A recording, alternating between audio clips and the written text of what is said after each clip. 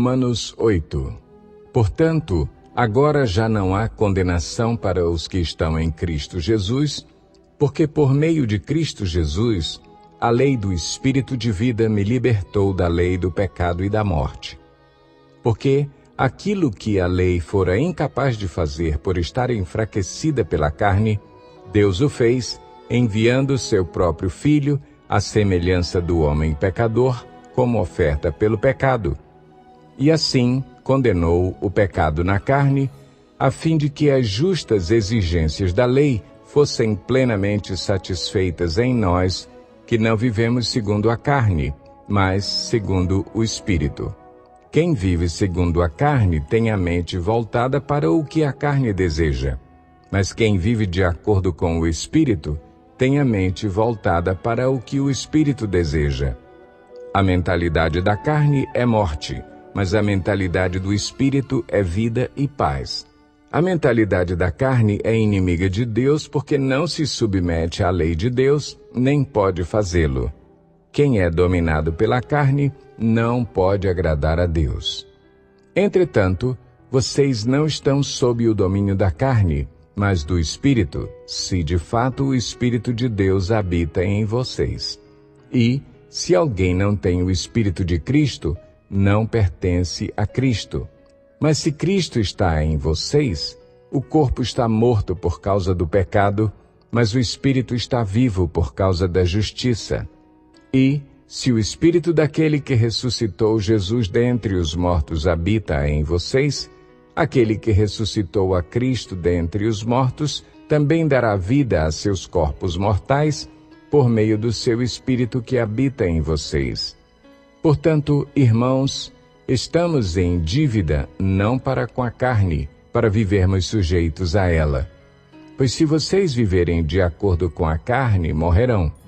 Mas, se pelo Espírito fizerem morrer os atos do corpo, viverão, porque todos os que são guiados pelo Espírito de Deus são filhos de Deus. Pois vocês não receberam um espírito que os escravize para novamente temerem, mas receberam o Espírito que os adota como filhos, por meio do qual clamamos, Abba, Pai. O próprio Espírito testemunha ao nosso espírito que somos filhos de Deus. Se somos filhos, então somos herdeiros, herdeiros de Deus e co-herdeiros com Cristo. Se de fato participamos dos seus sofrimentos, para que também participemos da sua glória. Considero que os nossos sofrimentos atuais não podem ser comparados com a glória que em nós será revelada. A natureza criada aguarda, com grande expectativa, que os filhos de Deus sejam revelados, pois ela foi submetida à inutilidade, não pela sua própria escolha, mas por causa da vontade daquele que a sujeitou, na esperança de que a própria natureza criada será libertada da escravidão da decadência em que se encontra, recebendo a gloriosa liberdade dos filhos de Deus. Sabemos que toda a natureza criada geme até agora como em dores de parto. E não só isso, mas nós mesmos, que temos os primeiros frutos do Espírito, gememos interiormente, esperando ansiosamente nossa adoção como filhos, a redenção do nosso corpo.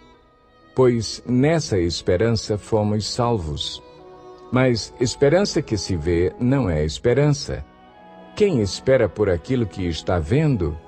Mas se esperamos o que ainda não vemos, aguardamo-lo pacientemente. Da mesma forma, o Espírito nos ajuda em nossa fraqueza, pois não sabemos como orar. Mas o próprio Espírito intercede por nós com gemidos inexprimíveis. E aquele que sonda os corações conhece a intenção do Espírito, porque o Espírito intercede pelos santos de acordo com a vontade de Deus.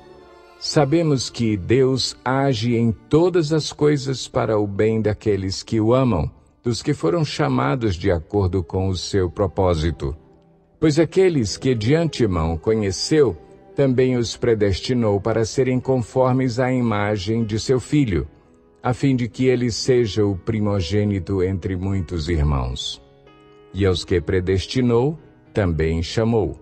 Aos que chamou, também justificou. Aos que justificou, também glorificou. Que diremos, pois, diante dessas coisas? Se Deus é por nós, quem será contra nós?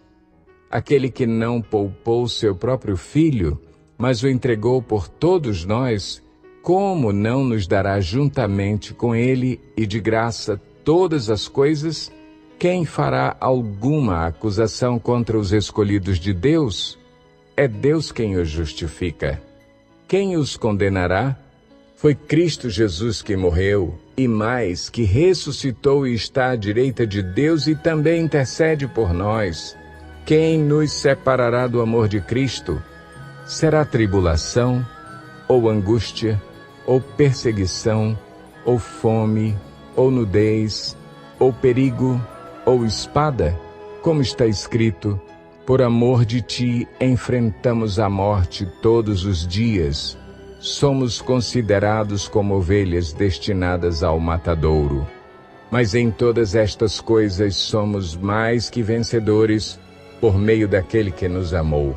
Pois estou convencido de que nem morte, nem vida, nem anjos, nem demônios, nem o presente, nem o futuro, nem quaisquer poderes, nem altura, nem profundidade, nem qualquer outra coisa na criação será capaz de nos separar do amor de Deus que está em Cristo Jesus, nosso Senhor.